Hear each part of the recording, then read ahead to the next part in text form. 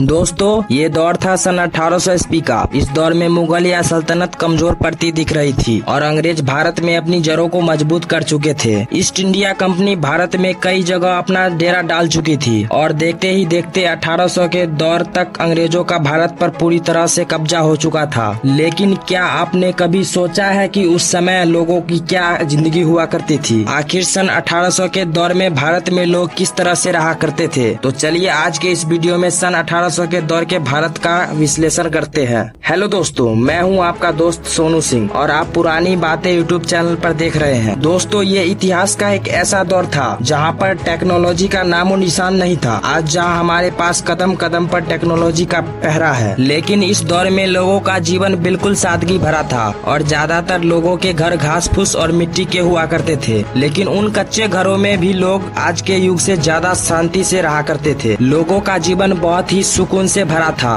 उस समय लोगों में भाईचारे के भावना ज्यादा थी और आज से ज्यादा उस वक्त के लोग मददगार हुआ करते थे और ज्यादातर गाँवों में उस वक्त बुजुर्गों की चला करती थी। अगर कोई बुजुर्ग कह दे तो वह बात फाइनल होती थी। बात करें उस वक्त के पहनावे की तो उस वक्त लोग धोती और गमछा पहना करते थे और छोटे छोटे बच्चे ज्यादातर नेक्कर पहना करते थे और कुछ धोती कुर्ता भी पहन लिया करते थे। हालांकि अंग्रेजों के आगमन के बाद धीरे धीरे पश्चिमी देशों का पहनावा भारत में धीरे धीरे हावी होने लगा। इस दौर में यातायात के रूप में अगर कोई साधन था तो वह बैलगाड़ी की इस्तेमाल की जाती थी। बैलों के जरिए ही खेतों को जोता जाता था और भारत के ज्यादातर लोग उस वक्त कृषि पर ही निर्भर रहते थे, जिस वजह से ज्यादातर लोगों की दिनचर्या यही बनी रहती थी कि पूरे दिन खेतों में कड़ी मेहनत करने के बाद शाम को थक हार कर जल्दी ही सो जाते थे। थकान की वजह से नींद भी बहुत जल्द आ जाती थी। हालांकि कुछ लोग पशुपालन भी किया करते थे ताकि अपना गुजारा चलाया जा सके। खेती बाड़ी के अलावा कुछ लोग मजदूरी के लिए शहरों में भी जाया करते थे, जहां शहरों में मजदूरी के लिए लोग मिलों में काम किया करते थे,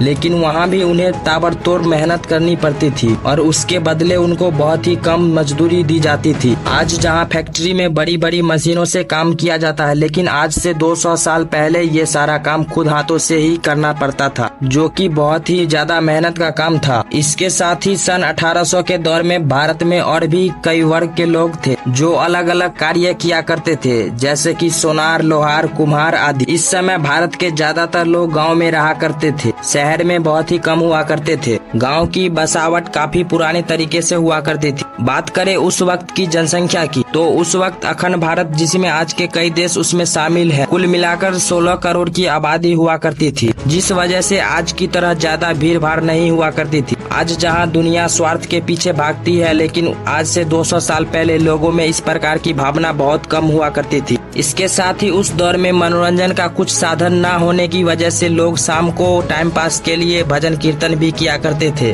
और कभी कभी मनोरंजन के लिए अलग अलग खेल खेला करते थे। दोस्तों इस समय में आबादी कम होने की वजह से जंगल बहुत ही ज्यादा हुआ करता था, जहाँ पेड़ पौधे इतनी ज्यादा थी, प्रदूषण का नामो निशान नहीं था और उस वक्त जंगली जानवरों का भी ज्यादा खतरा हुआ करता था और उस वक्त जंगली जानवर भी ज्यादा हुआ करते थे। इस वजह से लोगों को जंगली जानवर का भी ज्यादा खतरा था और उस समय बिजली भी नहीं हुआ करती थी। भारत में बिजली साल 1880 में आई थी, लेकिन वह तो बिजली की शुरुआत थी। उसके कई साल बाद भी बिजली भारत के गांव-गांव तक नहीं पहुंच पाई थी। इतिहास के इस दौर में खान पान बहुत ही हेल्दी हुआ करता था, इसलिए लोगों की शारीरिक स्वास्थ्य काफी अच्छा रहता था। इसका अंदाजा आप इस बात से भी लगा सकते हैं कि आज जो काम मशीनों से किया जा रहा है, वह काम इस दौर में इंसान किया करते थे। एक तरफ उस दौर में गरीबी ज्यादा हुआ करती थी, इसलिए कई किसान की दशा उस वक्त खराब थी। आज जहां हम बहुत ही आसानी से अपनी ख्वाहिशें पूरी कर लेते हैं, लेकिन सन 1800 के दौर में भारत में ऐसी ख्वाहिशें बहुत ही कम लोगों की पूरी हो